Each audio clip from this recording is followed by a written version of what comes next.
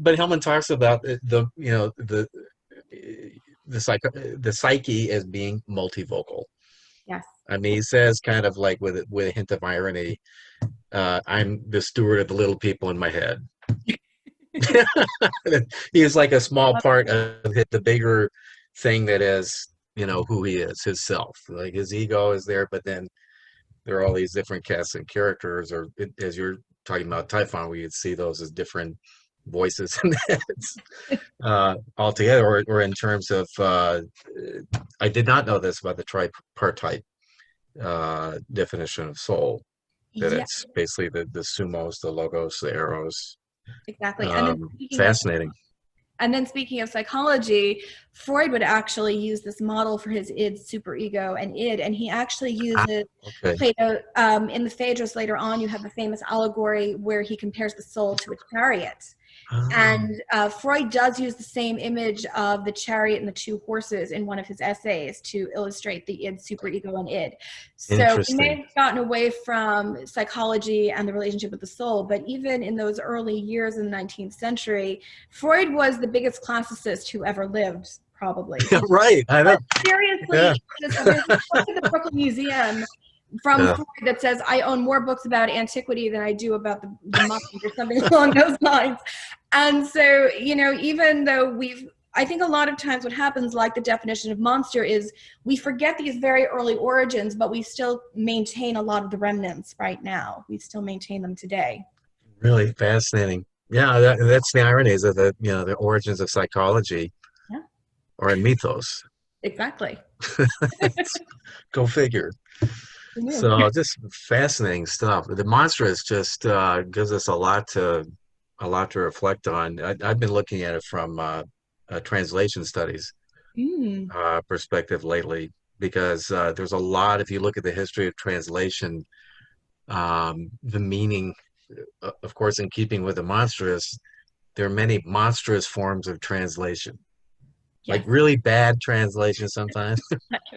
you know, uh, and they're described as foul or stinky or but monstrous is a word that comes up a lot with a lot of Yeah.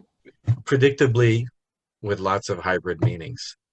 um, do you think that we're living in the postmodern era? Do you think that in a sense we're sort of, if there were like a mascot, would it be Typhon? Or I mean just different ways of going into truth and you know I mean, I think Typhon definitely should have more of a prominence than perhaps he does. The idea of the speaking with many voices, one of the benefits of living in this era is technology has given all of us a way to express a voice in Mhm. some way. If you look, anyone can put something on the internet, anyone can put something on Twitter for good or for ill, but Mhm. nevertheless, all of those voices are present, and we're probably living at a time when we do hear a wider array of voices than we ever had in the past. I mean, even in the 60s, you had 3 news networks, and now you can get your news from any source, anywhere, all over the world. So I do think Typhon is an important mascot. And I think the one thing that we do need to remember is that if we are hearing all of these different voices, and if we are in fact hybrids ourselves, if we are in fact a mixture of multiple parts and multiple impulses, Mhm. then we need to understand that language needs to adapt itself to reflect this hybridity, that we need to understand that language and what's being said can have many different interpretations and many Mhm. meanings and could mean something different to everyone else. And this is something that Plato himself understood in his dialogue, The Cratylus, which is unfortunately not a highly read one. He Mhm. discusses language throughout. And at one Mhm. point, he compares language to Pan, who was a satyr, who was half man and half goat. And he talks about how language is composed of logos and muthos, Mhm. truth and falsehood, or logic and story, and Mhm. how there's a divine part of language and there's a lower part of language, and that we must understand that language is composed of all of these aspects and, question constantly. Fascinating. And I hope you have time for one more interview because we do have a module on mythos and logos. That would be great. And that comment you just made would be a great way into that. But I want to go back to what you were saying earlier about Typhon, the Monstrous, as sort of recognizing the multivocal Yeah. nature of reality and also identity. Um, it somewhere in school for shadows, there's because you harken back to Kralis, which you mentioned Yeah. just now, but also in terms of there's one part that made me think of like slippage, Mm, right? Derrida, I believe, and Kristeva gave it more of a feminine take. Um, do those do these things go together? So going back to the electric or the Sesame Street, it seems to me in a very basic sense, that there is this general message about oh yeah, so words are embedded in the sensible realm and they cannot shake that taint. Even if the ideal philosopher successfully achieves contemplation of the sensible realm, his attempt to put his perception into words must introduce the particular and the distortion, yeah. monstrous, that goes along with it.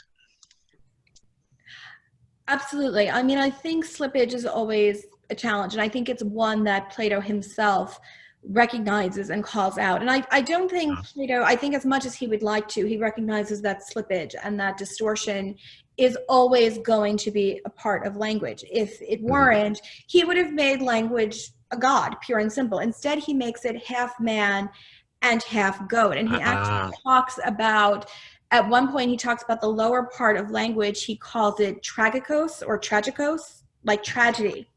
And the okay. word tragedy in ancient Greek actually means goat song, and was probably because at the original tragedies, a goat would have been sacrificed or given as a prize or something along those lines. So the idea of tragedy and the goat is actually connected.